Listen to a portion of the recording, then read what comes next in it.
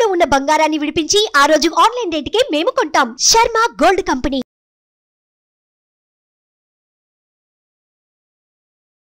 నమస్తే, welcome to Suman TV. నేను మీ యామిని.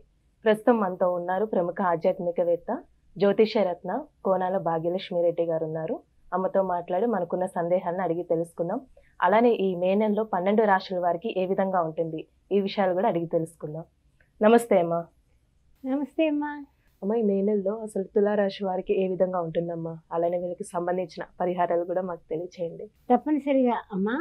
ముఖ్యంగా ద్వాదశ రాశుల వారి గురించి చెప్పుకునే ముందు మొట్టమొదట మనం చేయాల్సింది ఏమిటంటే కనుక ఈ మాస ఫలాలు అంటే 1/5/2024 నుంచి 31/5/2024 వరకు ఈ మాస ఫలాలు కార్యక్రమంలో మార్పులు చేర్పులు ఉంటాయి. గ్రహాల యొక్క ప్రయాణాలు ఉంటాయి. ఆ ప్రయాణాల గురించి తెలుసుకున్నాక మనం ద్వాదశ రాశుల వారి గురించి మాట్లాడుకుందాం. మొట్టమొదట మనకి మే 1వ తారీఖున గురుడు వృషభ రాశిలోకి ప్రవేశిస్తున్నాడు. ఆ తర్వాత మే 11వ తారీఖున బుధుడు మేషరాశిలోకి ప్రవేశిస్తున్నాడు. తర్వాత చూస్తే మే 14వ తారీఖున రవి వృషభ రాశిలోకి వృషభ సంక్రమణం జరుగుతుంది. ఆ తర్వాత మే 19వ తారీఖున శుక్రుడు వృషభంలోకి ప్రవేశిస్తున్నాడు.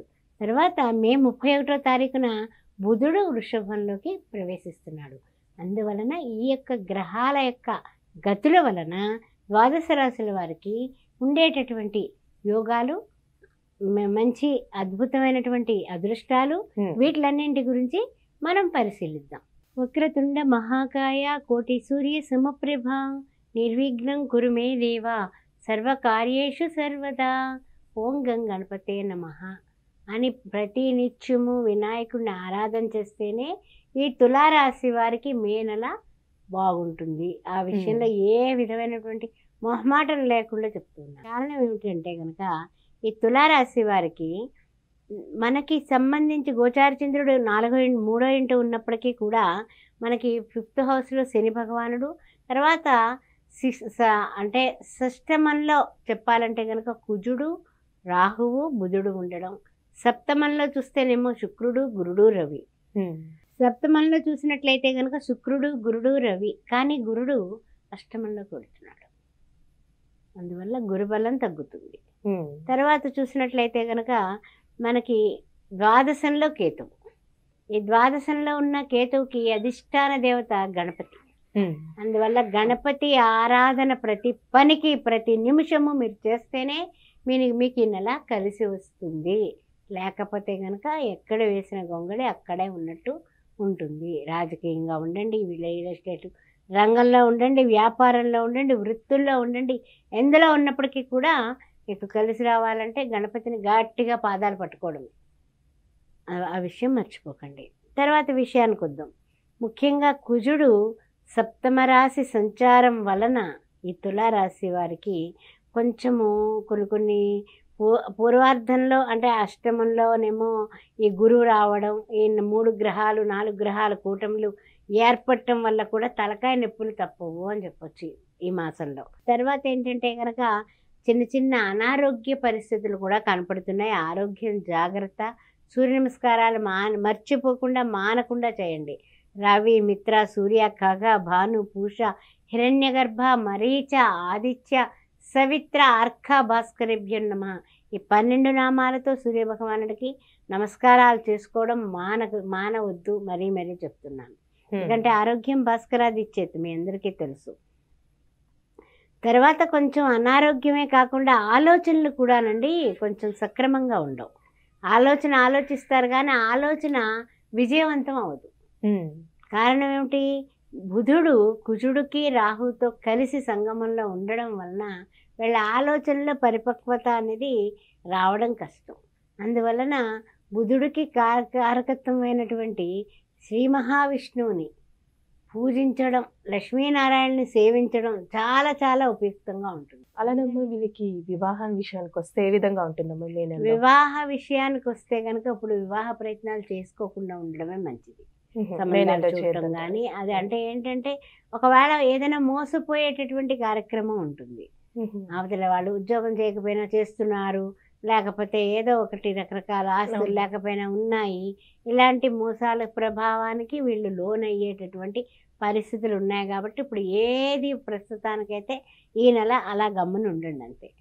ఏ పనులైనా సరే, వ్యాపార పరంగా కానీ, వృత్తుల పరంగా కానీ, ఉద్యోగ పరంగా కానీ, ఈ ఉద్యోగం వదిలేస్తే జీతం హైక్ వచ్చేస్తుంది అని అంటున్నారనేసి అప్లికేషన్ పెడతారు. ఈలోగా ఉన్నది పోతుంది, రాబోయేది రాదు. దాని ఇక్కడ రిజైన్ చేసి దానికి అది వాడు యాక్సెప్ట్ చేశాడు కదా అనేసి టక్కని రిజైన్ చేస్తే మనం మళ్ళీ పప్పులో కాలేసిన వాళ్ళు అయిపోతాం. జాగ్రత్త జాగ్రత్త జాగ్రత్త. తర్వాత ముఖ్యంగా ఏమిటంటే కనుక కొన్ని నష్టాలు కనపడుతున్నాయి, పనులలో విఘ్నాలు కనపడుతున్నాయి. భయపడాల్సిన అవసరం లేదు, భయభ్రాంతులు అవ్వకండి. ఈ నష్టాలని, ఈ యొక్క కష్టాలని, ఈ విఘ్నాలని ఎదుర్కోవడానికే తొలుత మీకు ఏం చెప్పాను, గణపతి ఆరాధన. గణపతిని ఎప్పుడు కూడా ప్రతిరోజు 21 సార్లు ఓం గం గణపతే నమః, ఓం సుముఖాయ నమః, ఓం హేరంబాయ నమః అని గణపతి 21 నామాలు చేసుకుని మీరు నమస్కారం చేసుకుని బెల్లం ముక్క, అరటిపండు, కొబ్బరికాయ మీ ఓపిక ఏం పెట్టినా పెట్టి ఆయనకి దండం పెట్టుకునే మీరు బయటకు వెళ్ళండి. అది మానకండి. ప్రతిరోజు ఆదిత్య హృదయం పుణ్యం సర్వశత్రు వినాశనం. తులారాశి వారికి వచ్చేటటువంటి ఈ యొక్క ఇక్కట్లు జయం కలగాలంటే రామచంద్ర ప్రభువే అగస్త్య మహర్షి ద్వారా ఆదిత్య హృదయాన్ని విని ఉన్నాడు. అందువల్ల ఆదిత్య హృదయాన్ని ప్రతిరోజు వినండి, చదవండి. వీళ్ళకి ఆర్థికంగా ఏ విధంగా ఉండొచ్చు మే నెలలో? కొంచెం ఆర్థికంగా కూడా అంతంత మాత్రమేనమ్మా. ఉద్యోగస్తులకి జీతాలు వస్తాయి, వ్యాపారస్తులకి ఓ మాదిరిగా ఉంది, నడుస్తుంది అంతే. అంతేగాని గొప్ప గొప్పగా ఏమి ఇక అద్భుతాలు జరుగుతాయి, ఆ వండర్స్ జరుగుతాయి అనే విషయం ఇక్కడ కాస్త తగ్గిందని చెప్పొచ్చు. కారణం ఏంటి, ఎక్కడైనా ఏదైనా వస్తువులు మర్చిపోవడం, దాని వలన కూడా వస్తు నష్టం కలుగుతుంది కదా. టైం బాగోనప్పుడు మనం ఏది కూడా కలిసి రాదంటాం కదా. అలాంటి పరిస్థితుల్లో ఇక్కట్లో ఉన్నారు వీళ్ళు అని చెప్పచ్చు. ఇంకా చెప్పాలంటే కనుక కొన్ని చెల్లింపులు గవర్నమెంట్ వారికి ఏదైనా చెల్లించాలి, పన్నులు అలాంటివి, వాళ్ళ నుంచి నోటీసులు కూడా అందుకునే అవకాశాలు కనపడుతున్నాయి వీళ్ళకి. అందువల్ల జాగ్రత్తగా ఉండండి. జాగ్రత్తగా ఇదివరకు పొదుపు చేసిన ధనం ఉంటే ఖర్చు పెట్టేటటువంటి కాలం ఆసన్నమైంది అనే విషయాన్ని గుర్తుపెట్టుకోండి. తర్వాత ఇంకా ముఖ్యంగా ఏంటంటే అవసరాలకి దూరం, అంటే ఏమిటంటే ఏదైనా సరే వృత్తి ఉద్యోగాల్లో ఉన్నవాళ్ళు టెన్షన్స్ తీసుకోవడం వల్ల కూడా చిన్న చిన్న అనారోగ్య సమస్యలు ఎక్కువ అయ్యేటటువంటి విషయం కనపడుతుంది. తర్వాత ఏంటంటే ఎన్ని సమస్యలున్నా కూడా అదనపు బాధ్యతలు వచ్చి మీకు పడతాయి. ఉద్యోగంలో ఉంటారు, వేరే అదనపు వాడు ఎవరో సెలవులో వెళ్ళారు, అది కూడా నువ్వే చూడు. సపోజ్ ఈ తులారాశిలో ఉన్న వాళ్ళు లాయర్లు ఎక్కువ ఉంటారు, జడ్జిలు ఎక్కువ ఉంటారు. అందువల్ల వాళ్ళకి అదనపు బాధ్యతలు కూడా వచ్చేటటువంటి అవకాశం ఉంది.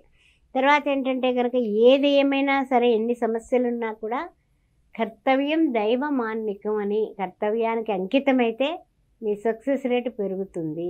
తర్వాత ముఖ్యంగా ఏమిటంటే కనుక ప్రతిరోజు విడవకుండా మానకుండా దైవ దర్శనం, ఏదో దేవుడు, వినాయకుడు అయి ఉండొచ్చు, ఆంజనేయ స్వామి అయి ఉండొచ్చు, దుర్గాదేవి అయి ఉండొచ్చు, వెంకటేశ్వర స్వామి అయి ఉండొచ్చు, దైవ దర్శనం ఎక్కువ సార్లు చేసుకోవడానికి ప్రయత్నం చేయండి.